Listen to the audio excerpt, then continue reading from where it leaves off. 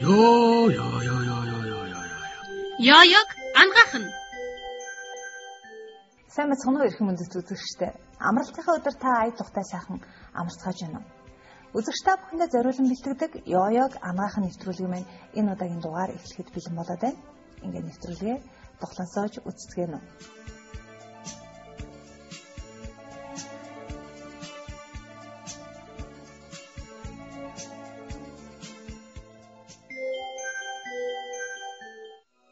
Урт удаан наслахыг хүн бүрэл хүсдэг. Гэхдээ урт наслах эсхийг хинч урдчлан мэдэх аргагүй. Хэдий тийм ч эрдэмтэд хүний урт наслахын баталгаа ямар нэг хэмжээгээр болж чадах 14 хүчин зүйлийг судлаж тогтоожээ.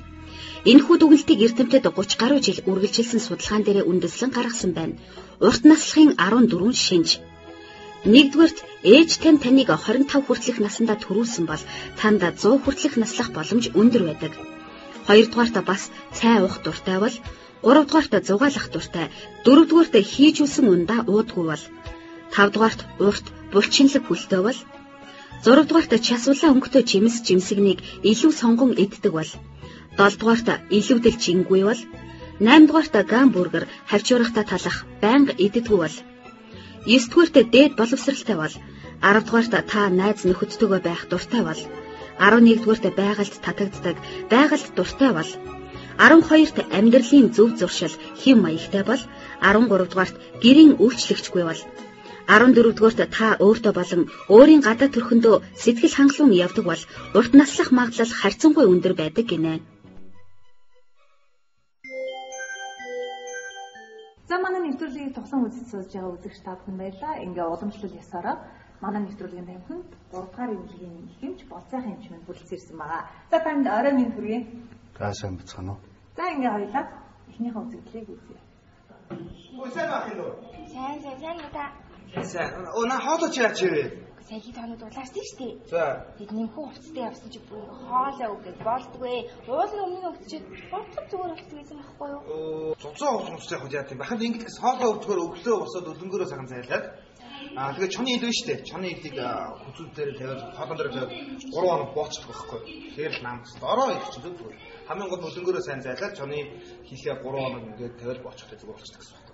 Ямар сайн юм бэ? Эмчүүд үзвэл зүгээр шүү. За тэгэхээр хоёулаа саний үзэгдлийг үзлээ. Үнэхээр одоо яг манайхан ялангуяа эрсдэс уур амьсгалтай учраас хоолойн ялангуяа их өвдөх юм тийм ээ монголчууд юм. Тэгээд тэр тусмаа одоо яг саний үзэгдлээр гадаг шиг манайхан шээсэрэ нэг бол зай, шээсэрэ боо, үгүй бол за нөгөө спиртээр боо, үгүй бол чоны хилэгнээр үнэхээр ингээд хилэн дээрээ тавьчихаар зүгээр очдөг. Энэ хоолоо бас их зүгээр болдог гэж яриад байдаг. Тэгэхээр үнэхээр яг энэ үний юм болоо тийм аа. Үгүй бол одоо ерөөс амтэн бүхний юм болгоо одоо юм бас гадаа наагаад юм бас юм хэрэгтэй байдаг юм болоо. Гадаа тэгэх юм бол айд болгон гэртээ чамтай тэгэл өвдөх үедээ хэрэгтэй авдаг. Тийм л болчих гээд байна л да. Зоопарктай айл болгон хooy. Тэгээ яг бүгдээ энэ зургийг хараад тэгэхээр чоны хэл нөлөөлж болохоор юм байна уу, болохооргүй юм байна уу гэдэг нь бас энэс ойлгох байх.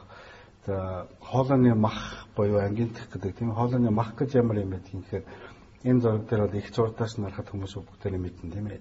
Ийм арт байдаг. Гэтэл хүнийг ингээ хажуугаас нь хэрвээ харах юм бол ийм байрлал байдаг.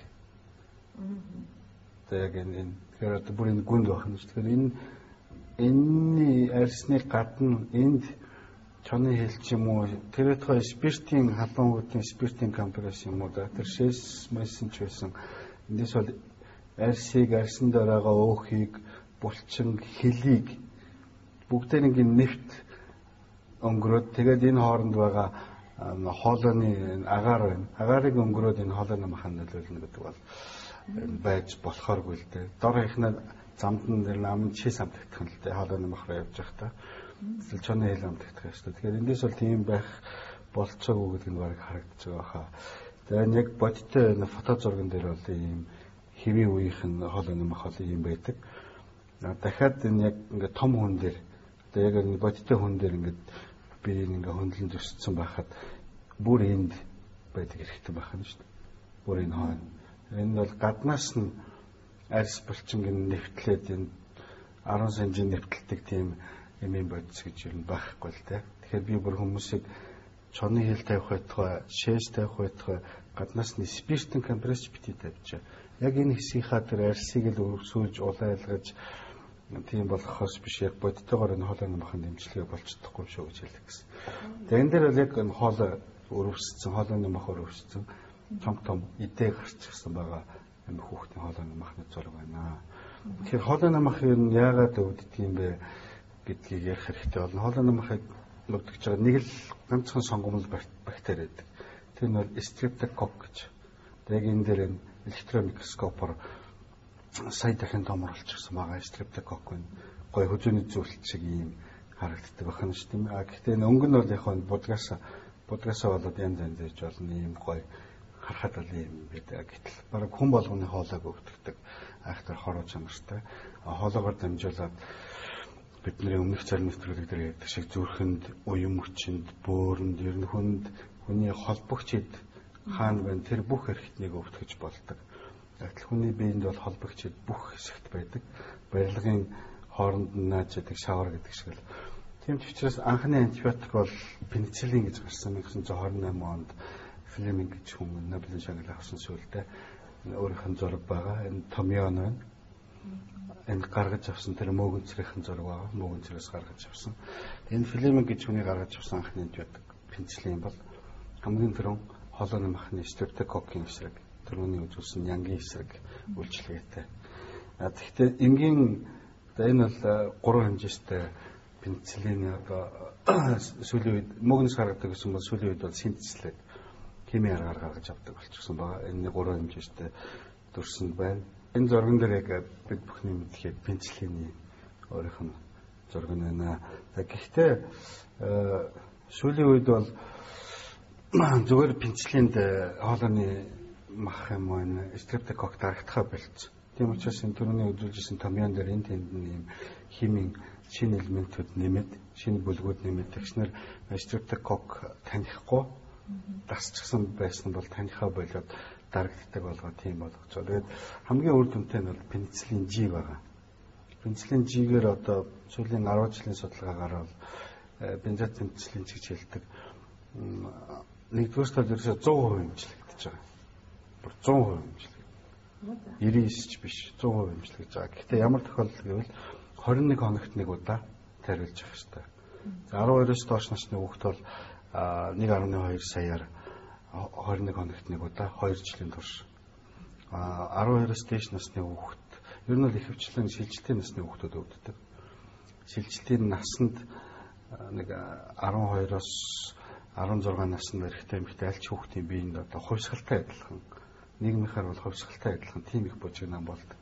Тэр дундор одоо хувьсгалын үеэр ч гэсэн муу сайн хүмүүс нь дэшээ доошоо гардаг. Тэрнтэй адилхан хүний яг энэ хамгийн их түгээмэл өвчнөд хоолой өвддөг, системийн өвчнөд чухам яг энэ үеэр гарч ирдэг. Тэр их хямралыг далимд болоод тэгэхээр яг 12-оос дээш насны хүүхдэд бол 2.4 саяар 21 хоногор тэгээд бүтэн 2 жилийн турш тасралтгүй тарих хэрэгтэй. Дээр нь аспирин цай болгож иж болно. Яг пенициллин G эхлэхээс өмнө бол магадгүй 10-аад хоног арай өөр антибиотик ампиокс ч юм уу тийм антибиотик тариад эхний байдлаар хурцын дараа тэрнээс хойш ингээд тарих юм бол 2 жилийн дараа нэгдүгээр хоолой бол ерөөсөй дахиж өвдөхгүй болно. Хоёрдугаар бусад эрхтэн системд нөлөөлдөг тэр нөлөөлөл нь байхгүй болно. Өөрөөр хэлбэл системийн өвчин үүсэхгүй, зүрхний хавхлага муудахгүй, үе мөчн ревматизм болохгүй, бөөрн гломерулар нефрит болохгүй, судасны юм уу арьсны холбогчдуудын өрөвсөл болохгүй гэсэн үг. Тэгэхээр би энийг албарт очиж байгаа. Яг тэгвэл ангингээ баг хүн болгонд тохиолддог энэ өвчнийг зөв эмчлэхгүй бол ийм аюултай өвчин болдог. Тэгээ Монгол тохиолдолд байдаг зөвхөн эрс тэрс уур амьсгалаас болж байгаа ч юм бас биш. Тэр нь бол үнэн хамгийн их газрын эрс тэрс уур амьсгалтай өдөр шөнийн температур маш их зөрүүтэй хүйтэн байдаг. Гэхдээ манайхтай адилхан Канад, Норвеги юм уу Исланд эднэрт гайгүй байдаг. Яг тэгвэл тэнд хоолойны өвчин зөв эмчилдэг. Хүн болгоно баг багт нь хоолой өвдсөн анхны тохиолдолоос ахвал толгой дагалаад бүгдээр ингээд пенициллин G-гээр зөв эмчилдэг болохоор том болчоод энэ эмчилгээд хэцүү энэ хүнд өвчнөд тусдаггүй. Тэгэхээр одоо яг хавар болж байгаа хүмүүсийн бие ядарч байгаа, хүүхдүүд хоолой өвдөж байгаа.